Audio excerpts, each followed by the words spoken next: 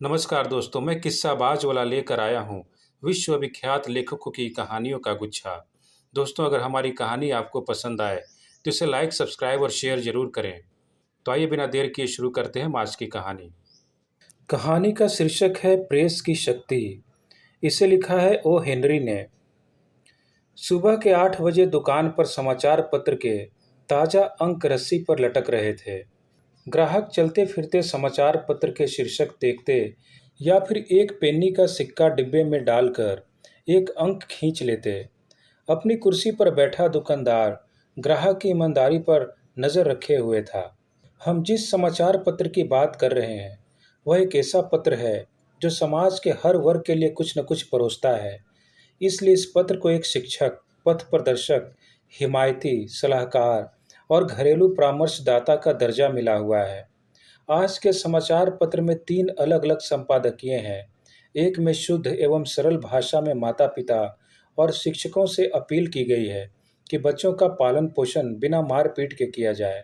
दूसरा संपादकीय मजदूर नेताओं के नाम है, जिसमें यह आह्वान किया गया है कि वो मजदूरों को हड़ताल करने के लिए न उकसाएं। तीसरे संपादकीय में पुलिस बल से मांग की गई है कि वे बल के प्रयोग से बचें और जनता से अपील की है कि वे पुलिस को अपना मित्र समझें।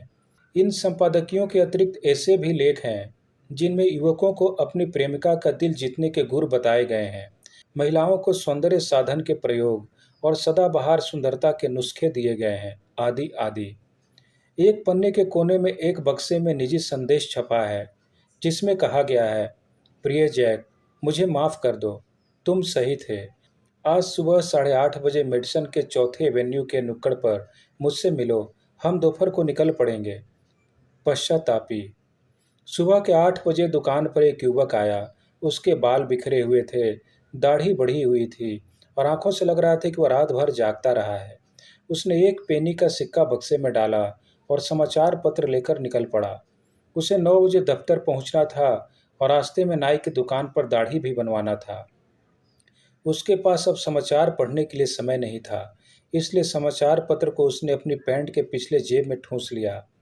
वह नाई की दुकान में घुसा और फिर दफ्तर की ओर निकल पड़ा। उसे पता ही नहीं चला कि समाचार पत्र कब उसकी जेब छोड़कर सड़क की धूल फांक रही है। तेजी से चलते चलते उसने अपनी जेब पर हाथ लगाया तो वह पत्र गायब था। वह कुड़कुड़ाता हुआ लौट ही रहा था कि उसके होठों पर मुस्कान की बारीक लकीर उभर आई। नुक्कड़ पर उसकी प्रेमिका खड़ी दिखाई पड़ी। वह दौड़ी दौड़ी आई और उसके हाथ थामकर बोली, मैं जानती थी जैक, तुम मुझे माफ़ कर दोगे और मुझसे मिलने जरूर आओगे। वह बुदबुदा रहा था, क्या कह रही है, समझ नहीं आता। ठीक है, ठीक है। खैर, हम अपने समाचार पत्र की खबर लेते हैं। तेज हवा का झोंका आया और समाचार पत्र सड़क पर उड़ने लगा। पुलिस वाले ने इसे ट्रैफिक के व्यवधान मानकर अपनी लंबी बाहें पसारी और उसे दबोच लिया। एक पन्ने का शीर्षक था, आपकी सहायता के लिए पुलिस की सहायता कीजिए। इतने में पुलिस वालों को देखते ही बगल के बार की खिड़की से आवाज आई, एक पेग आपके लिए है श्रीमान जी। एक ही घूंट में उसे गले के नीचे उतारते हुए वह पुनः अपनी ड्यूटी पर लग गया।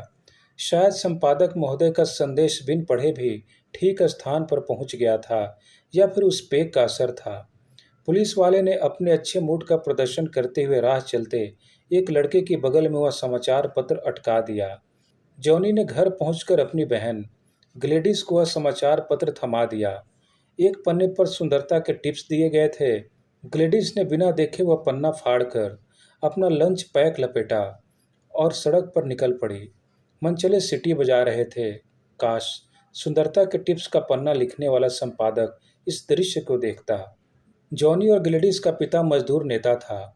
उसने समाचार पत्र के उस पन्ने को खींचा जिस पर मजदूरों पर संपादकीय लिखा था।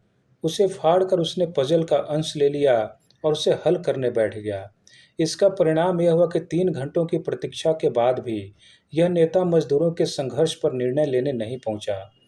अन्य नेताओं ने यह फैसला लिया कि आंदोलन को रद्द कर दिया जाए। जॉनी बचे हुए पन्नों को उस जगह खोस लिया जहां मास्टर की बेंत पड़ने की अधिक संभावना होती है। इस प्रकार आज उस संपादकीय की सार्थकता सिद्ध हुई जिसमें शिक्षकों को बच्चों से क्रूर व्यवहार न करने की बात कही गई थी। इसके बाद अब प्रेस की शक्ति से क्या कोई इनकार कर सकता है? धन्यवाद।